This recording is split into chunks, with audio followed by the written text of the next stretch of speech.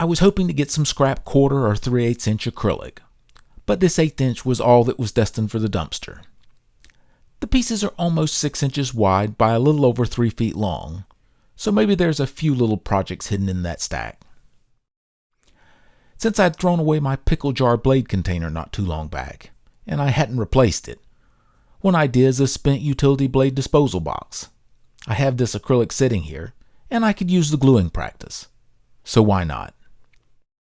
Of course, the size is limited to a little under the 6 inch of the width of the acrylic, but I don't really want to make it very big anyway, so I'm going to lay out the pieces to make a box about 5 inches wide, 8 inches long, and a little under 6 inches tall.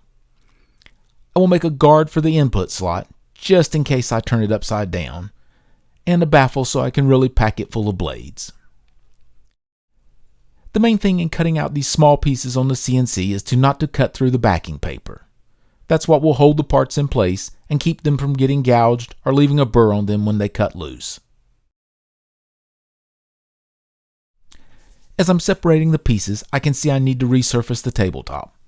Over time, where I clamp on the edges of the table, the MDF gets compressed, so spots on the edge can end up quite a few thousandths of an inch lower.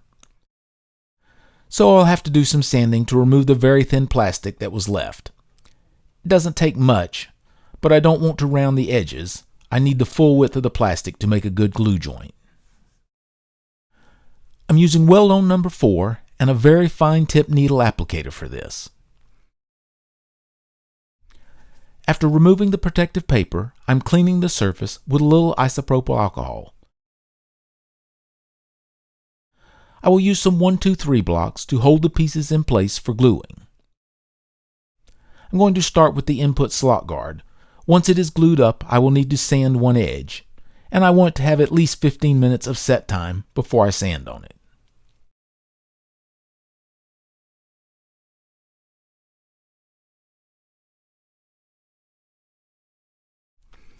I'm using a very fine piano wire to create a space for the glue to wick into between the two pieces of acrylic. Then just need to keep the edges lined up. Squeeze the applicator bottle a bit so the glue doesn't drip out when I turn it upside down. Then just feed the glue and let it wick into the gap. Of course, the glue will wick under the 1-2-3 blocks as well. I'll have to fix that for the next joint.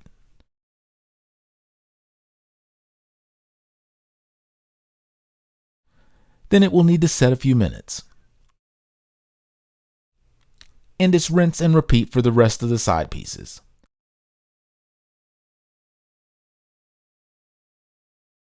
I did use some woodcraft sticks to space the 1-2-3 blocks off the surface of the acrylic, just to stop the glue from wicking under the block.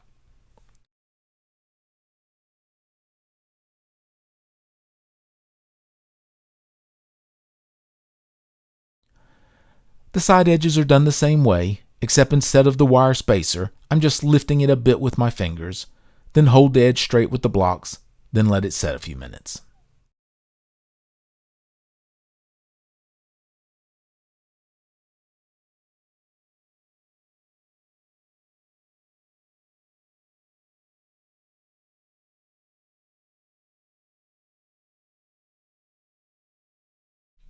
The baffle is going to be installed 3 inches from the slot end. 2.5 would have been fine, but I didn't have any 2.5 inch spacers handy.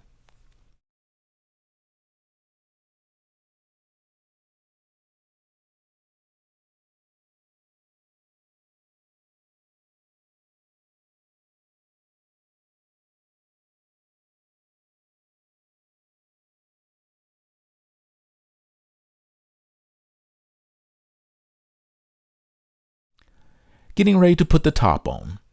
I want to clean the inside so it's as pretty as can be for the first blade to go in.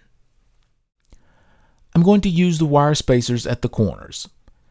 That way get a nice gap between the box and the top. To apply the glue, I want the box offset just a bit so that the top is sticking out. That way I have a ledge to run the applicator needle along.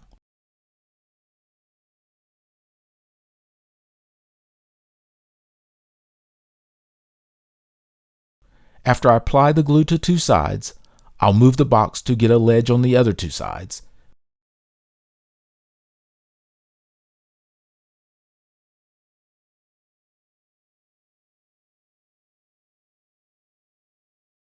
Apply glue.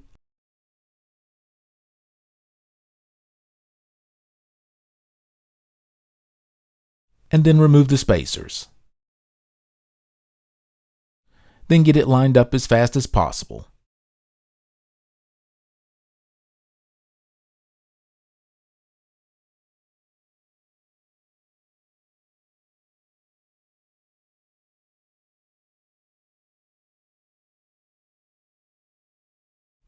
And then don't touch it for a few minutes.